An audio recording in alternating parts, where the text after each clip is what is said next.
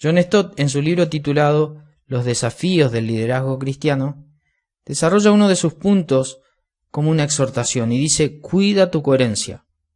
Nosotros sabemos que la fe sin obras está muerta. De la misma manera deberíamos entender que no sirve enseñar a otros lo que nosotros no practicamos. Pablo le dijo a Timoteo: sé ejemplo. Le está diciendo: ten cuidado de ti mismo y de la doctrina. Ten cuidado de lo que enseñas, porque debes vivir de esa manera. Ser ejemplo es ser coherente. Ser ejemplo es mostrarle a otros que la vida que Dios quiere que vivamos es la que estoy viviendo. Y allí en la Reina Valera, en el capítulo 4, verso 12 de 1 Timoteo, Pablo agrega un título más, un principio más. Este es: sé ejemplo en espíritu. Lo que sí me parece necesario mencionar, y es que esta palabra no está mencionada en los manuscritos más viejos, por lo que algunos eruditos aducen que este fue un agregado que los copistas adicionaron con posterioridad. Muchos se dedican entonces a desarrollar comentarios sobre 1 Timoteo 4:12, obviando esta palabra espíritu. Porque en definitiva toda la evidencia literaria demuestra que este no fue un principio al que Pablo llamó a Timoteo a ser ejemplo. Sin embargo, lo tenemos aquí en la Reina Valera. Así que lo que me preguntaba antes de desarrollar esta palabra era si el ser ejemplo en espíritu es una condición que Timoteo debía desarrollar como ministro y ejemplo, o en definitiva es un aspecto irrelevante para su ministerio.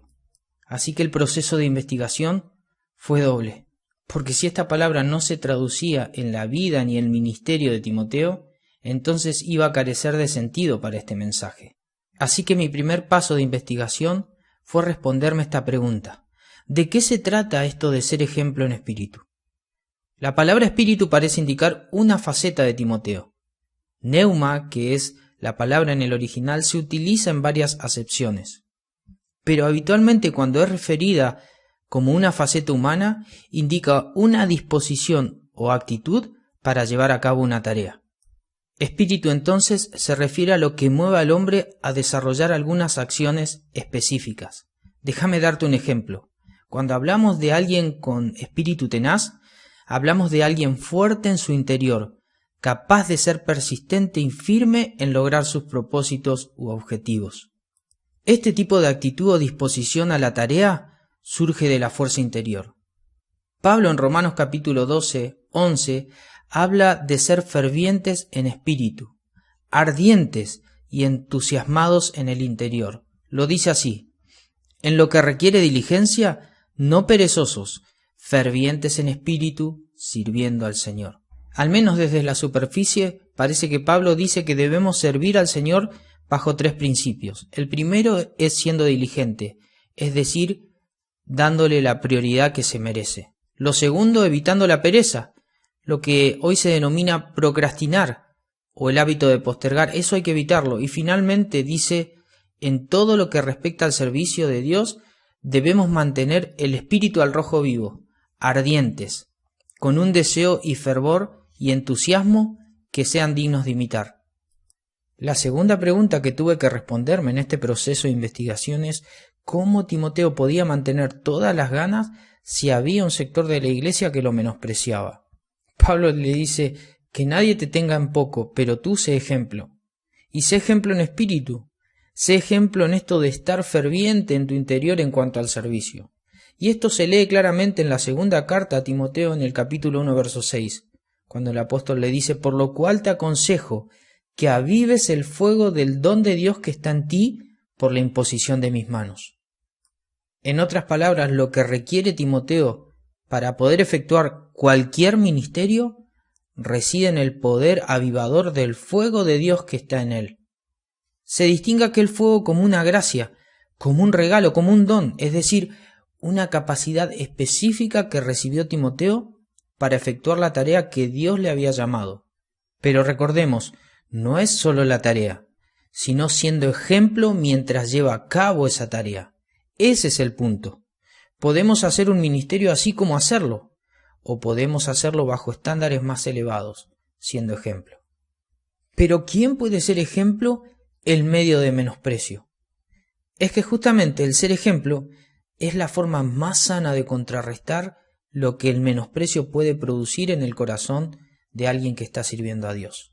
Porque el ser ejemplo pone a Dios por encima de la instancia, por encima aún del menosprecio, para poder entonces llevar a cabo la tarea, el ministerio. ¿No te ha pasado, hermano, de querer dejar de servir a Dios por el simple hecho de que alguien te haya ofendido o haya menospreciado lo que venís haciendo?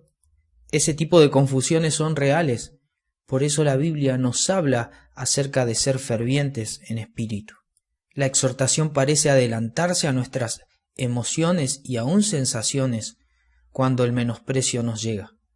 Y esto es para estar prevenidos, para que obedezcamos a Dios pese a las circunstancias, para que el fuego del don de Dios siga avivado. Ustedes saben que en las Escrituras Dios se presenta como fuego consumidor allí en Hebreos 12:29. Y aunque muchas veces ese fuego significa el juicio divino, otras tantas veces ese fuego se distingue como una señal de poder en los que le siguen. Como cuando descendió del cielo y consumió el holocausto presentado por Elías. No solo el holocausto, sino la leña, las piedras, el polvo y aún el agua. Así es la presencia de Dios descrita en la Escritura cuando capacita a los creyentes. Juan el Bautista predice que Jesús será el que os bautizará con el Espíritu Santo y con fuego. Y es el Espíritu Santo allí en Hechos capítulo 2 que inicia su ministerio de morar en la iglesia y capacitarla apareciendo como lenguas de fuego. Como contrapartida, Pablo escribe a los hermanos allí en Tesalónica, en su primera carta capítulo 5 verso 19, diciendo: no apaguéis al Espíritu. Aquí la comparación es implícita, solo un fuego puede ser apagado, y no debemos permitirlo. Si Dios manifiesta su poder en la figura del fuego, entonces apagar el Espíritu implicaría impedir su manifestación. Sería entorpecer lo que el Espíritu Santo puede hacer por medio de nosotros. Y es que Pablo pretendía que Timoteo no se olvide del fuego avivador que mueve a los hijos de Dios. Que no se olvide de que mediante la imposición de manos, él había sido reconocido bajo la autoridad apostólica y de los ancianos para llevar a cabo la tarea. Tarea que requería que su espíritu, es decir, su disposición y actitud para llevar a cabo este ministerio, esté completamente impulsada por la presencia del Espíritu Santo que estaba en él. Porque no nos ha dado Dios espíritu de cobardía, sino de poder, de amor y de dominio propio. 2 Timoteo 1:7.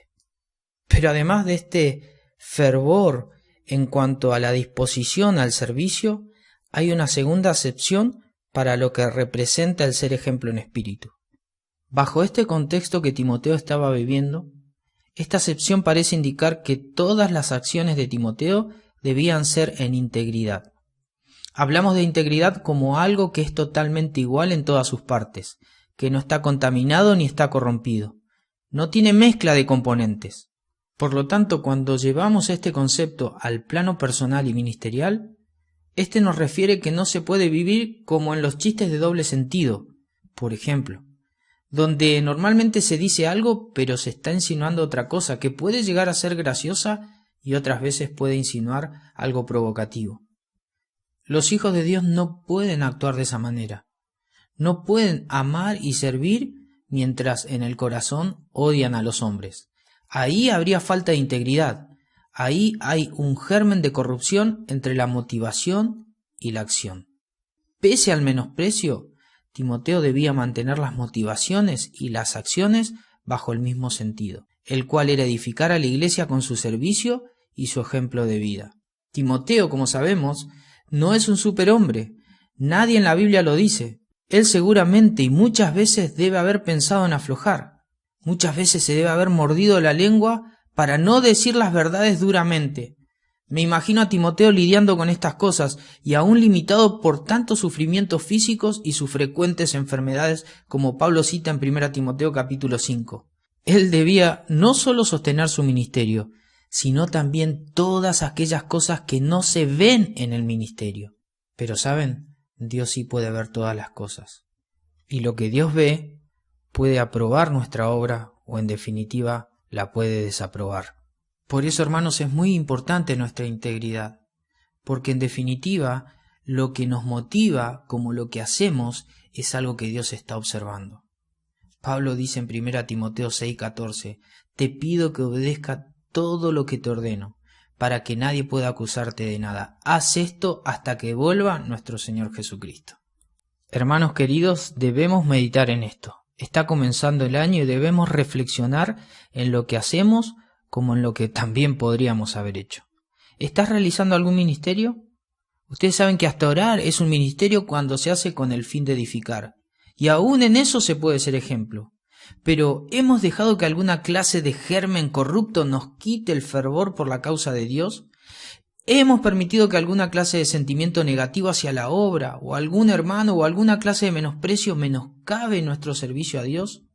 Pablo no solo llamó a Timoteo a revisar su ministerio, sino también su vida, sus motivaciones, y lo hizo bajo un estándar muy pero muy elevado, bajo el estándar que fue el ejemplo y el testimonio de nuestro Señor. Allí en 1 Timoteo 6:13, Pablo dice, te encargo delante de Dios, quien da vida a todos, y delante de Cristo Jesús, quien dio un buen testimonio frente a Poncio Pilato. Hermanos queridos, la exhortación nos impulsa a lo mismo, porque en definitiva si hay alguien que dio buen testimonio, que fue ejemplo, ese fue el Señor Jesús. Por lo tanto, que Él sea nuestro ideal, que Él sea nuestro modelo. En definitiva, si buscamos un ejemplo, que Él también lo sea.